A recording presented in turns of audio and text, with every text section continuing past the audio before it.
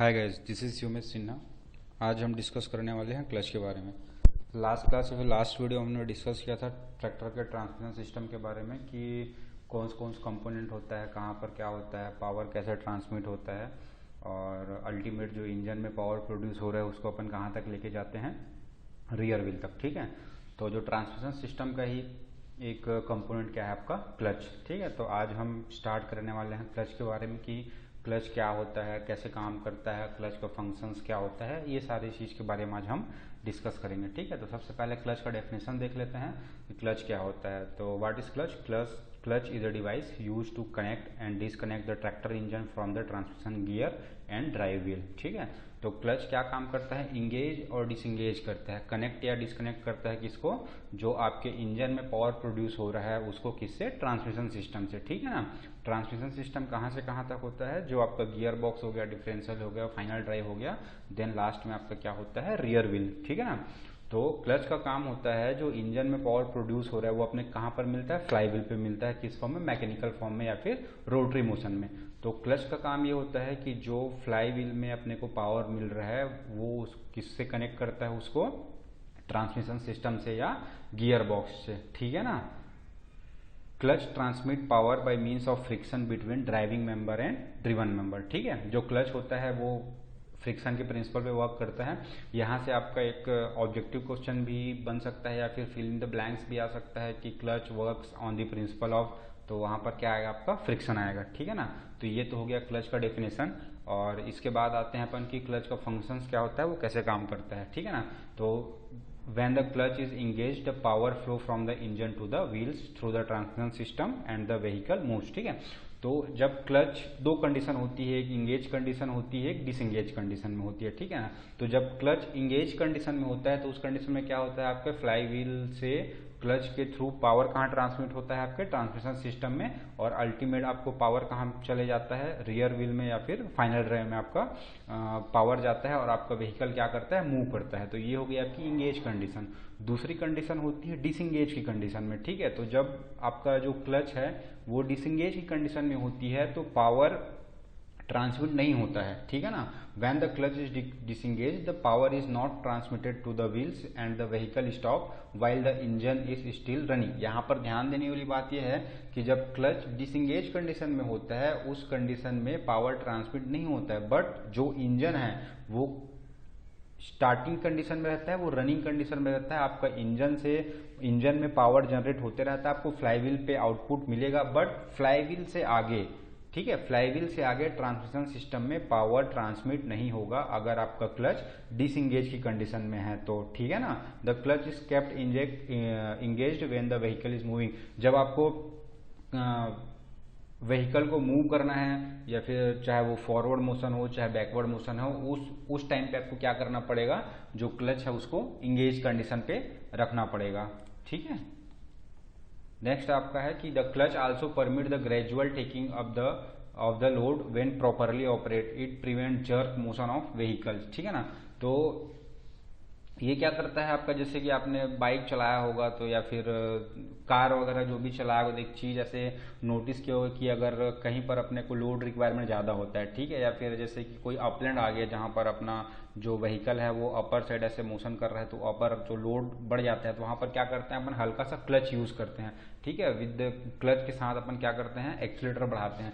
तो ये gradually taking of load होता है ताकि हमारे जो व्हीकल है उसमें जर्क ना आए और जो मोशन हो रहा है वहाँ पर जर्क वगैरह से प्रिवेंट करता है क्या चीज़? हमारा क्लच। ठीक है, और ये कुछ कंडीशंस है जिसमें जो क्लच होती है वो डिसंगेज की कंडीशन में होती है। जैसे कि अपन किसी भी इंजन को स्टार्ट करते हैं, ठीक है ना, तो जब इंजन को स्टार्ट करते हैं, आप बाइक को भी स्टार्ट करते हो, या तो बाइक न्यूट्रल कंडीशन में होना चाहिए या फिर आप क्लच को क्या करते हो? प्रेस करके रखते हो। जो क्लच का क्लच पैडल होता है, ठीक है, बाइक में तो हैंड पे ही रहता है, तो आप उसको प्रेस करोगे तो जिससे क्या होगा? तो आपका जो इंजन है वो ट्रांसमिशन सिस्टम से क्या हो जाएगा? डिसंगेज हो जाएगा। ठीक है ना, तो किसी भी इंजन को स्टार्ट करने के टाइम पे या फिर स्टार्ट करने के समय जो आपका क्लच होता है वो हमेशा डिसंगेज कंडीशन पे रहता है। और जो कंडीशन हो क्या होता है? जब हम गियर शिफ्ट करते हैं, ठीक है ना, जैसे कि आपने बाइक में भी बाइक चलाते हुए गियर जैसे शिफ्टिंग करते हैं उस टाइम देखना आप जो क्लच होता है उसको प्रेस करते हो। ठीक है, उसके बाद आप क्या करते हो,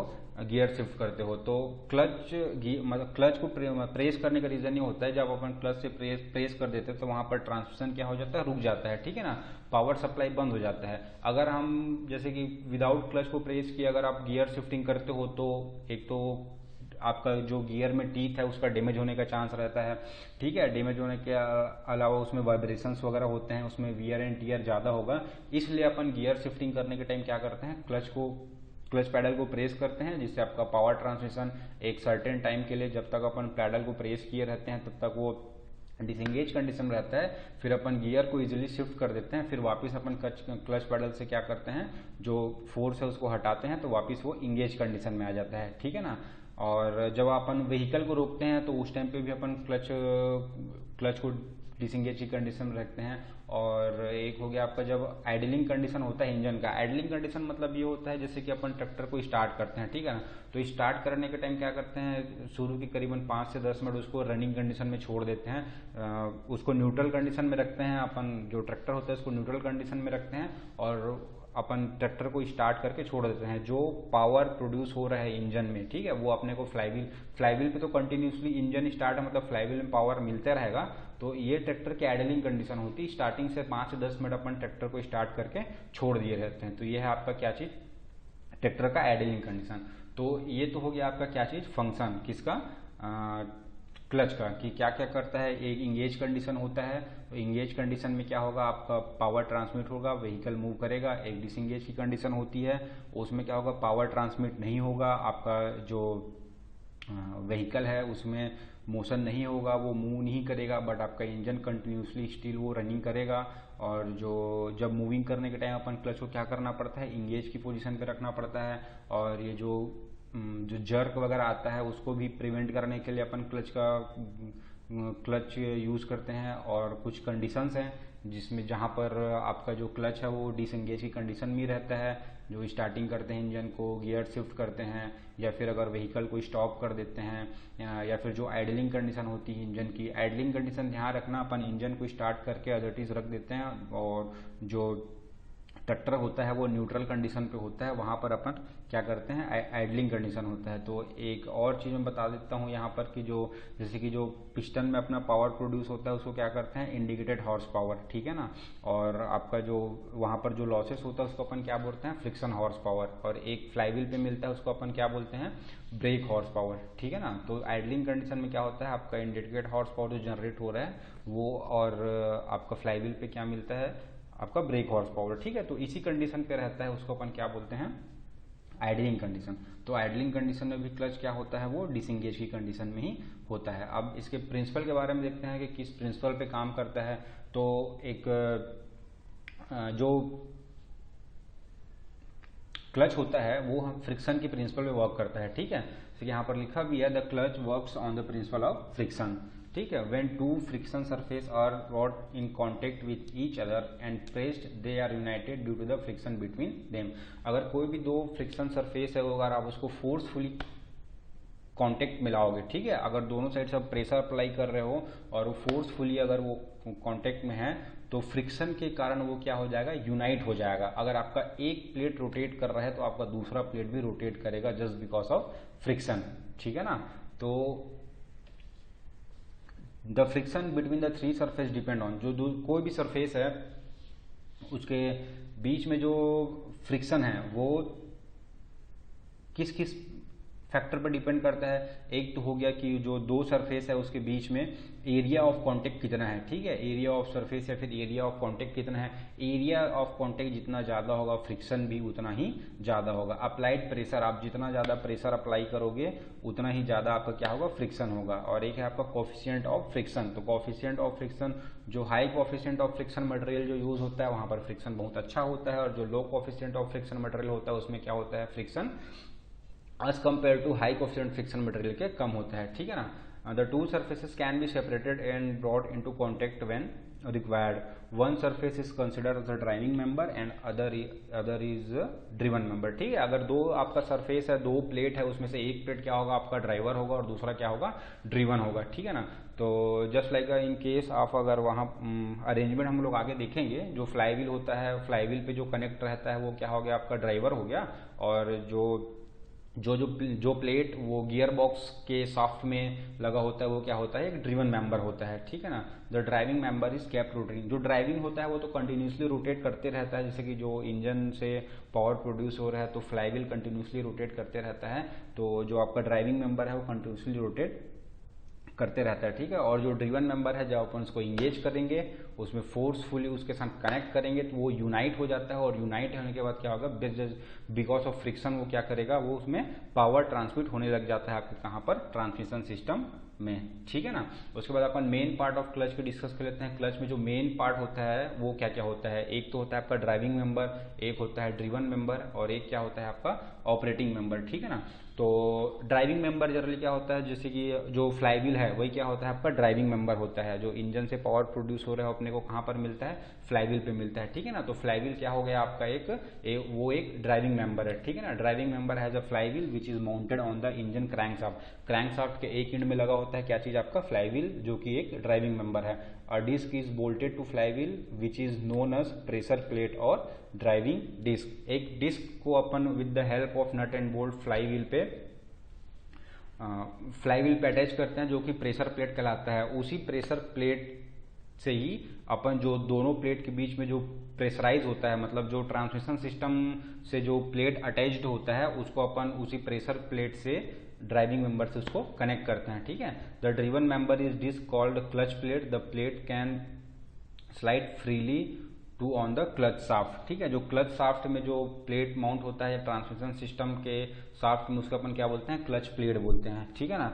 तो क्लच प्लेट को ही अपन प्रेशर प्लेट के हेल्प से फोर्सफुली इंगेज करते हैं, किससे, अपन फ्लाईव्हील से, ठीक है। तो जब वो उससे इंगेज कंडीशन में आता है फ्लाईव्हील के, तो दोनों यूनाइट हो जाते हैं, और जिससे आपके फ्लाईव्हील से पावर कहाँ ट्रांसमिट होता है, क्लच प्लेट में। और क्लच प्लेट किससे जुड़ा होता है, शाफ्ट से जुड़ा होता है। तो जब वो यूनाइट होता है तो फ्लाईव्हील रोटेट कर रहा है तो क्लच प्लेट रोटेट करेगा, और क्लच प्लेट रोटेट कर रहा है तो जो आपका ट्रांसमिशन सिस्टम में जो शाफ्ट कनेक्ट है वो रोटेट करेगा, ठीक है ना। और the operating member consist of a pedal और lever which can be pressed to disengage the driving and driven plate. जब भी एक पैडल होता है जिसको अपन प्रेस करते हैं, तो जब वो पैडल को अपन प्रेस करेंगे तो जो क्लच प्लेट क्या होता है वो डिसंगेज की कंडीशन में आता है, वो फ्लाईव्हील से अलग हो जाता है, ठीक है। फिर जैसे ही अपन पैडल से फोर्स हटाएंगे, जो उसे फोर्स हटाएंगे, तो वापस वो क्या हो जाता है, यूनाइट हो जाता है, और वापस आपका पावर ट्रांसमिशन शुरू हो जाता है, ठीक है ना। तो जैसे कि आप यहाँ पर देख सकते हैं कि ये मेन पार्ट ऑफ क्या चीज़ है आपका, क्लच। जैसे कि ये वाला पोर्शन आप देख रहे हैं, ठीक है ना। ये वाला पोर्शन क्या है आपका, ये जो फ्लाईव्हील, ठीक, फ्लाईव्हील ये हो गया आपका प्रेशर प्लेट, और ये क्या हो गया आपका फ्रिक्शन प्लेट, ये तो है कवर। तो ये जो फ्लाईव्हील है, फ्लाईव्हील में ये with the help of pressure plate, ये जो क्लच प्लेट क्या होता है, ऐसे इंगेज या फिर डिसंगेज या फिर फोर्सफुली इसमें साथ क्या होता है, यूनाइट होता है, ठीक है ना। तो जब आपका फ्लाईव्हील रोटेट करता है तो ये क्लच प्लेट रोटेट करेगा, और इस क्लच प्लेट के साथ, जैसे कि ये वाले डायग्राम पे देखो, ये जो ये वाला पार्ट दिख रहा है, ये है आपका क्या चीज है, ये है आपका क्लच प्लेट, ठीक है। इसके साथ ये शाफ्ट लगा हुआ है, ठीक है। ये जो शाफ्ट है ये ट्रांसमिशन सिस्टम में जाता है, और ये क्या है आपका पैडल।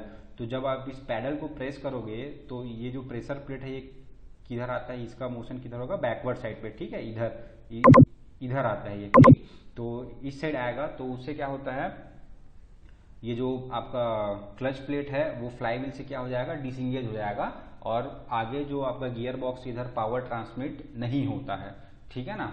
तो ये आपका ये मेन कंपोनेंट हो गया, एक आपका फ्लाईव्हील हो गया, देन ये फ्रिक्शन प्लेट हो गया, ये प्रेशर प्लेट हो गया, और ये रिलीज स्प्रिंग हो गया।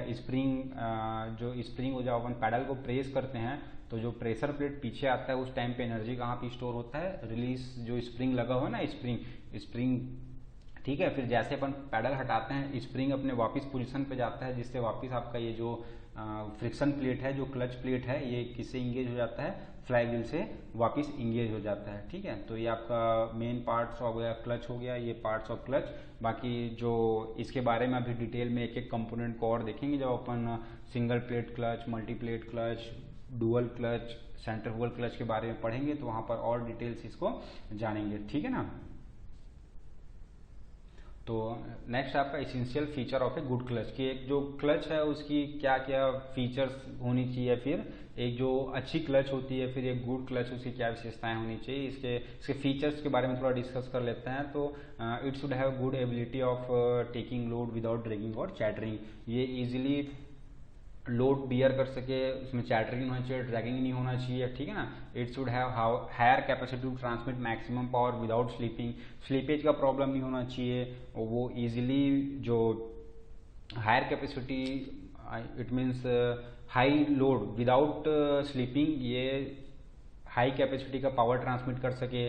Friction surface should be highly resistance to heat effect. ठीक है, ये बहुत इंपॉर्टेंट पॉइंट है इसका, क्योंकि वहाँ पर फ्रिक्शन होता है इसलिए हीट बहुत ज़्यादा, बहुत लार्ज अमाउंट में हीट प्रोड्यूस होता है। तो वो जो आपका मटेरियल है, जो मटेरियल यूज़ हो रहा है क्लच प्लेट के फ्रिक्शन मटेरियल में, वो एक हीट रेजिस्टेंस होना चाहिए, नहीं तो फिर वो प्रॉपर वर्क नहीं कर पाएगा और उसमें वियर टियर बहुत ज़्यादा होगा। ठीक है ना। तो जो हीट इफेक्ट है उसका हाईली रेजिस्टेंस होना चाहिए। ठीक, the control by hand lever और pedal lever should be easy. तो अगर जैसे कि आप क्लच को जिससे भी ऑपरेट कर रहे हो, चाहे वो हैंड लीवर से हो चाहे पैडल लीवर से हो, हैंड लीवर मतलब जो बाइक में होता है वो आपका क्या हो गया, हैंड लीवर हो गया, और जो ट्रैक्टर वगैरह या फिर ट्रक कार में अपन पैडल लीवर से उसको कंट्रोल करते हैं, तो वो इजीली कंट्रोलेबल होना चाहिए। ऐसा नहीं कि आप इस बहुत ही ज़्यादा फोर्स अप्लाई करना पड़ रहा है आपको क्लच प्रेस करने के लिए, या फिर अगर हाथ से बहुत ज़्यादा फोर्स लगाना पड़ रहा है उसको ऑपरेट करने के लिए। तो ये सारी चीज़ का ध्यान रखना कि मतलब ये सारे फीचर्स एक गुड क्लच में होने चाहिए, ये सारा चीज़। ठीक है, तो आज की वीडियो को यहीं पर समाप्त करते हैं। नेक्स्ट क्लास में अपन इसके आगे की डिफरेंट टाइप्स ऑफ क्लच ये सब के बारे में करेंगे। So this is the end of the video. Thank you.